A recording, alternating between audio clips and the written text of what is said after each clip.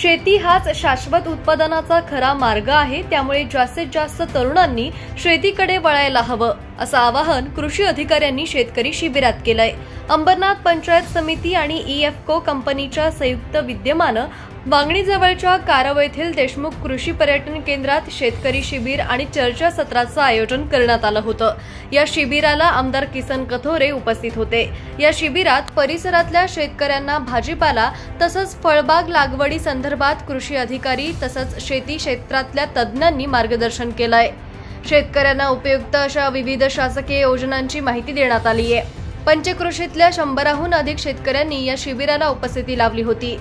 यावेळी अंबरनाथ तालुक्यातील प्रगतिशील शेतकऱ्यांचा सन्मानही करण्यात आलाय। या शिबिराच्या माध्यमातून शेतकऱ्यांना नवनवीन तंत्रज्ञान अवगत होईल आणि शेतीच्या माध्यमातून शाश्वत उत्पादनाचा मार्ग मोकळा होईल असा विश्वास यावेळी कृषी अधिकाऱ्यांनी व्यक्त केलाय। तर अशा शिबिरांच्या माध्यमातून तरुणांना रोजगाराची नवी दिशा मिळेल असा आशावाद आमदार किसन कथोरे यांनी व्यक्त केलाय। या शिबिराला कृषी विकास अधिकारी एम बाचोटीकर, गट विकास अधिकारी पंडित राठोड, पंचायत समितीच्या कृषी अधिकारी प्रज्ञा गवई तसंच इतर मान्यवर उपस्थित होते। या अंबरनाथ विभागामध्ये जी शेतकरी आहेत त्या शेतकऱ्यांना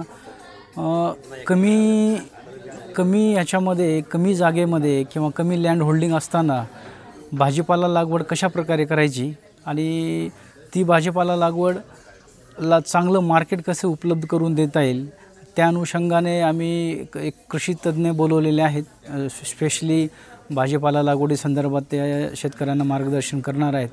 त्याचप्रमाणे शेतकऱ्यांच्या पर्यंत योजना जाव्यात, त्यांनी शेतीवर जास्त भर द्यावा हा सरकारचा जो महत्त्वाचा विचार आहे तो कृषी विभागाने त्यामध्ये राबवण्याचा प्रयत्न केलेला आहे। मी मनापासून त्याचं स्वागत करेल। शेतकऱ्यांनी जास्तीत जास्त या योजनांचा लाभ घेण्यासाठी अशा शिबिरांच्यामध्ये निश्चित येण्याचा प्रयत्न केला पाहिजे।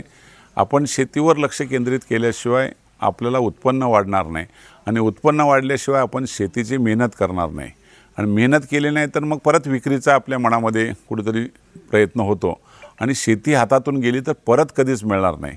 शहरीकरणाचा वाढता प्रभाव हा जर विचार केला तर शेती टिकवणं ही काळाची गरज आहे आणि ती शेतकऱ्यांनी टिकवावी यासाठी या चर्चासत्राचा आणि शिबिराचा फायदा होईल।